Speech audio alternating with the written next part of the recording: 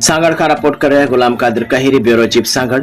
सांगड़ में बल्दियाती खाते जी करप्शन शहर के तबाह करे छॾियो। करोड़ रुपयनि जी बजट बावजूद सॼो शहर गंद कचरे जे ढेर में तब्दील थी वियो आहे, जॾहिं त किने पाणी जे नेकाल न हुजण करे रोड, रस्ता, घिटियूं, गटरनि जो पाणी भरिजी रहिया आहिनि।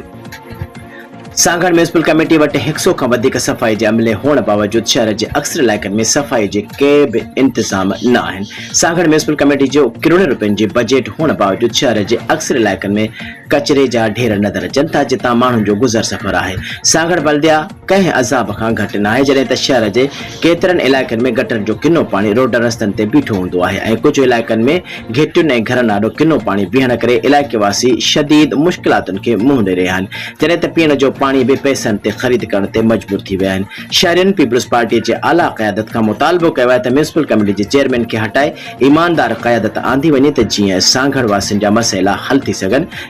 कैमरामैन सां गॾु गुलाम कादिर कहिरी, हक़ न्यूज़ टीवी, सांगड़।